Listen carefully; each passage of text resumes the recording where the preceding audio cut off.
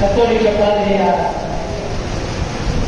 மக்கள் போராளி ஜெயன்சாமி அவர்கள் சொல்வதில் என்னுடைய வீர வழக்கத்தை தெரிவித்துக் கொள்கிறேன். பழங்குடி மக்களோடு மக்களாக வாழ்ந்து மடிந்த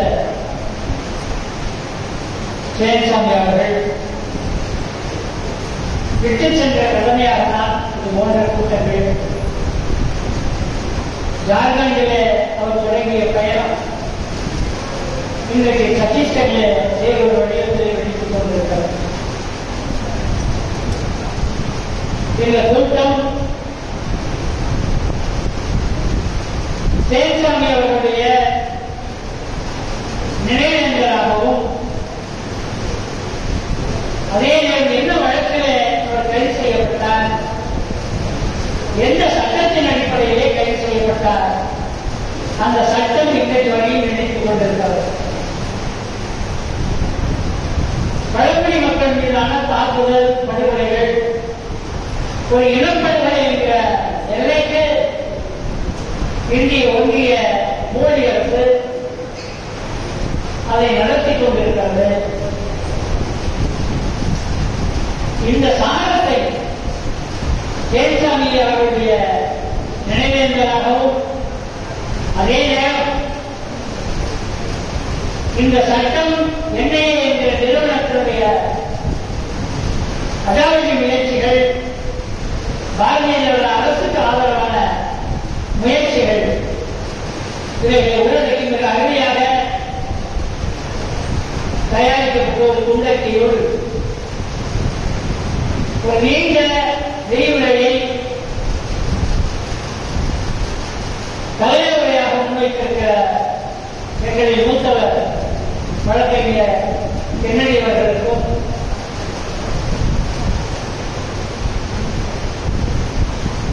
இங்கே கருத்துரையாற்றவர்கள் இருந்திருக்கிற பேராசிரியர் தமிழ்மண் கல்லூரியினுடைய ஒருங்கிணைப்பாளர் பேராசிரியர் ஜெயராமன் அவர்களுக்கும் மக்கள் ஜனநாயகத்தினுடைய நிர்வாக இயக்குனர் சட்ட போராளி என்டிடிபேன் அவர்களுக்கும் மூத்த வழக்கறிஞர் இன்றைய கம்யூனிஸ்ட் கட்சியை சார்ந்த தோழர் பல சிக்கலான வழக்குகளை எல்லாம் தமிழ்நாட்டில் முன்னெடுத்து கூப்பா வழக்குகள் உட்பட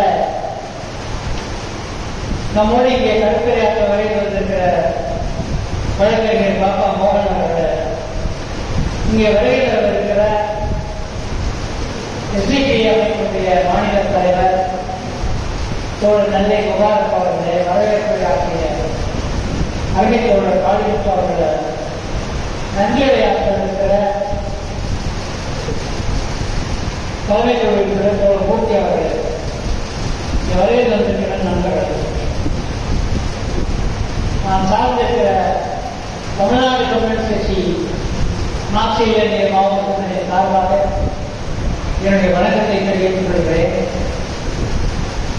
இந்த ஆண்டு ஜனவரியில மொழித்துறை பேசிய நாளுக்கு இதே அரங்கிலே ஒரு கூட்டத்திலே சந்திப்போம். இப்பொழுது ஜெயன்சாமியாருடைய நினைவு நாளை ஒட்டி நாடு முழுவதும்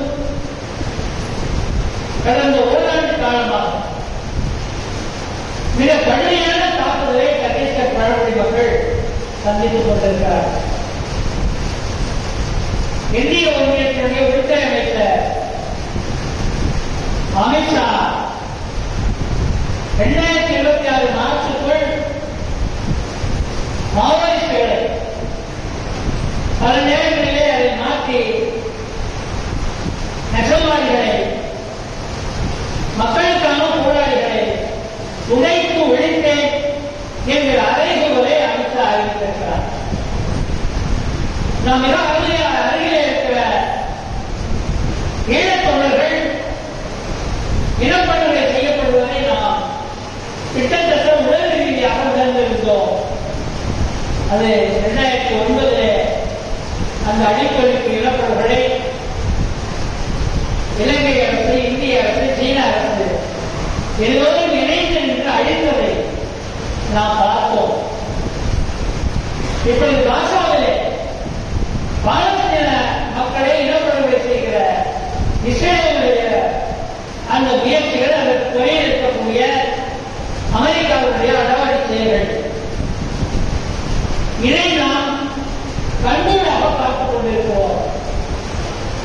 ஒரு காலத்திலே தினசரி பத்திரிகைகளை திரட்டினால்தான் நாம் அவர்களை பற்றி தெரிந்து கொள்ள முடியும். ஆனால் இப்பொழுது தொலைக்காட்சியில் குண்டு மழை பொழிவதை, தன்னுடைய நாட்டிலே இருந்த இளைஞர்களை தீர்மானித்து கொத்து குண்டுகளை வீசுவது, காப்பர குண்டுகளை வீசுவது, அழிப்பளிப்பது என்கிற வேலை இன்றைக்கு ஆயுதம் என்பது நவீனமாக மாறியிருக்கிறது. நேருக்கு நேர துப்பாக்கி வைத்து சுட வேண்டிய அவசியம், சண்டை களத்தை சந்திக்க வேண்டிய அவசியம் இல்லாமல் போய்விட்டது முதலாளித்துவ துறைஞராளர்கள். நம்முடைய மண்ணை பொறுத்தவரை அது நேற்றைய ஆட்சியாக இருந்தால், இன்றைய பாரதிய ஜனதா ஆட்சியாக இருந்தால், இந்த மண்ணினுடைய பலன்களை கொள்ளையடிப்பதற்காக பன்னாட்டு முதலாளிகளோடு புரிந்துணர்வு ஒப்பந்தம் நடக்கிறது. இந்த காலை நீ எடுத்துக்கொள், இந்த மலையை நீ எடுத்துக்கொள் என சர்வ சாதாரணமாக நம்முடைய வளங்களை நாம் கேள்விப்படுவது சகிஷா ஜாதன் எங்கோ வடமாநிலங்களில் இருக்கிறது என கேள்விப்பட்டோம். தமிழ்நாட்டினுடைய மதுரையிலே 5000 ஏக்கர் நிலத்தை கன்சன் சுரங்கத்திற்காக டெல்லியிலே அமைந்திருக்கிற இந்திய ஒன்றிய அரசு ஏலம் விட்டது. தூத்துக்குடியில ஸ்டெர்லைட் மூடப்பட்டதால் ஏதோ அதற்கு பதிலியாக இழப்பீடாக அந்த முதலாளிக்கு கொடுப்பது போல் 5000 ஏக்கர் 38,500 ஏக்கர் ப்ராஜெக்ட் அவருடைய இலக்கு அந்த நேரடி வட்டாரம் மதுரை மாவட்டத்தினுடைய ஒரு பகுதியை அழகர் மலை தொடங்கி அரைக்காவட்டி மலை வரை அங்க இருக்கிற கனிவளங்களை மண்ணை தோண்டி விவசாயத்தை காலி செய்து செல்லை சுரங்க கன்சன் சுரங்கத்தை உருவாக்குவதில் தமிழ்நாட்டிலே மதுரை மாவட்டத்திலே நம் கண்முன்னே ஒரு அறிவிப்பை செய்தார்கள். திருச்சியிலிருந்து நீங்கள் மதுரைக்கு போகிறார்கள், மேலும் அந்த மலைகளை எல்லாம் தாண்டித்தான் நாம் போக வேண்டும். அதன் நிலையான மக்கள் போராட்டம், லட்சக்கணக்கான விவசாயிகள் போராடி வேண்டிய விளைவு, அந்த ஏலத்தை ரத்து செய்ய வேண்டிய நெருக்கடி இந்திய ஒன்றிய அரசுக்கு ஏற்பட்டது. அந்த அனுபவத்திலிருந்து நாம் பார்த்தோமே, நாம் நம்முடைய தமிழ் மண்ணில மேலும் வட்டாரத்தை 5000 ஏக்கர் ஏலத்தை போராட்டத்தின் மூலமாக ரத்து செய்ய வைத்தோம். அது நீடித்திருக்குமே ஆனால் இன்றைக்கு சத்தீஸ்கர் எதை சந்தித்துக் கொண்டிருக்கிறதோ அதை தமிழ்நாடு சந்திக்க வேண்டிய நிலை உருவாக்கப்பட்டிருக்கும், உருவாக்கி இருக்கும்.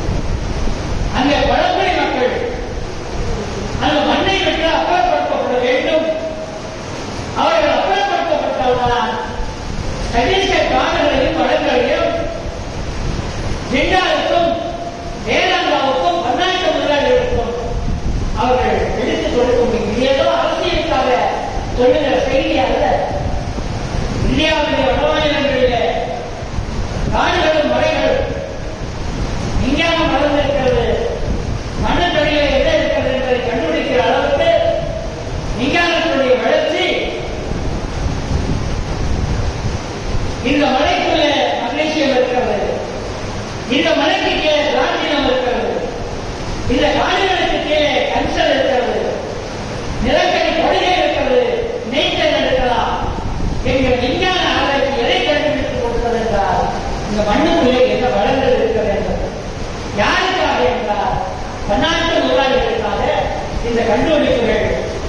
இந்திய ஒன்றிய அரசு அது எவ்வளவு ஆட்சிக்கு வந்தாலும் சரி இந்த வளங்களை கைமாற்றி கொடுப்பது, ஒப்பந்தம் போடுவது, அவர்கள் கையை மாற்றிக் கொடுப்பது என்பதை சர்வசாதாரணமாக கடந்த காலங்களிலே செய்து வந்திருக்கிறார்கள். அவர்கள் கடந்த ஓராண்டு காலமாக செய்ய முடியாமல் பிரதேசமாக சத்தீஸ்கர் மாறியிருக்கிறது. காரணம் பழங்குடி மக்களோடு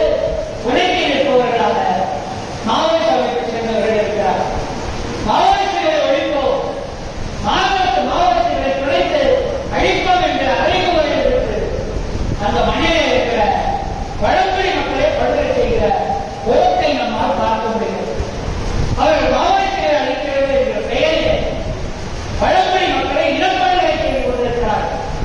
எப்படி இந்தியா முழுவதும் இஸ்லாமிய சமூகத்தை இலக்காக வைத்து ஒரு இனப்படுகொலை குஜராத்தில் செய்தார்களோ, மசூதி அடிப்பின் மூலமாக இந்தியா முழுவதும் செய்தார்களோ, அதுபோல இந்த மண்ணினுடைய வளங்களை கொள்ளையடிப்பதற்கு அவர்கள் ஒரு மிகப்பெரிய இனப்படுகொலையை சத்தீஸ்கரிலே செய்து கொண்டிருக்கிறார்கள். தப்பி ஓடுவதற்கு வழி கிடையாது. தெலுங்கானாவிலே போய் அடைக்கலமாகலாம் என சத்தீஸ்கர் காலநிலையில் இருக்கிற அந்த பழங்குடி மக்கள் முயற்சி செய்கிறார்கள். அங்கே காங்கிரஸ் அரசு இருக்கிறது, போனால் நாம் அடைக்கலமாகலாம். தெலுங்கானாவிலே தான் அவர்கள் முயற்சி செய்கிறார்கள். தெலுங்கானா செல்லும் வழியெங்கும் ஆயுத படைகளை குவித்து யார் வந்தாலும் அவர்கள் அழித்து ஒழித்து விடுங்கள் என்ற உத்தரவை மோடியும் அமித்ஷாவும் போட்டிருக்கிறார்கள். அதனுடைய விளைவு தெலுங்கானா செல்கிற பாதையில யாரெல்லாம் வருகிறார்களோ அவர்கள் எல்லோரும் கொல்லப்படுகிறார்கள். அவர்களுக்கு பெயர் மாவோயிஸ்டுகள். ஒருவரை கொலை செய்தால் அவருக்கு இவ்வளவு ரூபாய் நன்கொடை பரிசு வழங்குகிறோம் என்கிறார்கள். எவனை கொன்றாலும் அவனை மாவோயிஸ்ட் என அடையாளப்படுத்தி அவர்களுக்கு பரிசு வழங்குவது என ராணுவ வீரர்களை சர்வசாதாரணமாக செய்து கொண்டிருக்கிற நிலைமையை நம்மால் பார்க்க முடிகிறது. இது எங்கே நடக்கிறது? இலங்கையில ஈழத்தமிழர்களை அல்ல, எங்கோ பாகிஸ்தானிலே நடக்கிறது.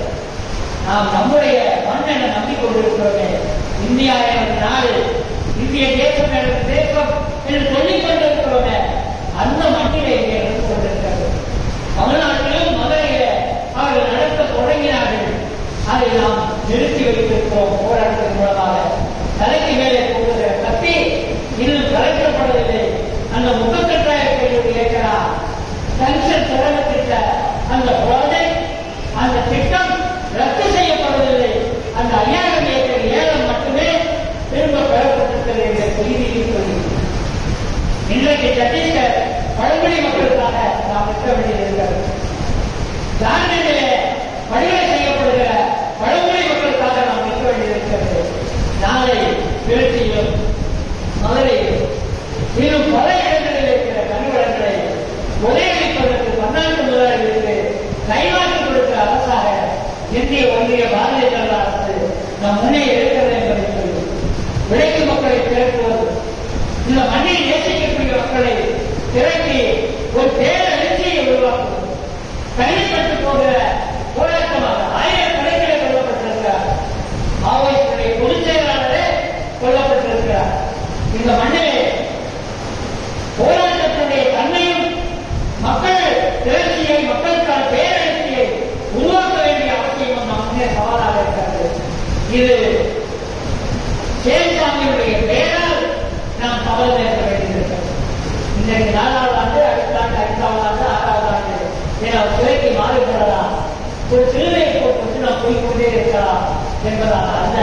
நாம் இந்த மண்ணை காப்பாற்றுகிற போராட்டம், மண்ணினுடைய வளங்களை காப்பாற்றுகிற போராட்டம், இந்த மண்ணினுடைய மக்களை காக்கிற போராட்ட களத்திலே நாம் உழைக்கும் மக்களோடும் ஜனநாயக சக்திகளோடும் பரவலாக கரங்கோர்த்து நிற்போம் என சொல்லி வாய்ப்பளித்த தமிழ் தேச மக்களினுடைய தலைமை பொறுப்பாளர்களுக்கு, குறிப்பாக திருச்சியினுடைய பொறுப்பாளரும் மூத்த தோழருமான தோழர் தினதேவர்களுக்கும் என்னுடைய நன்றி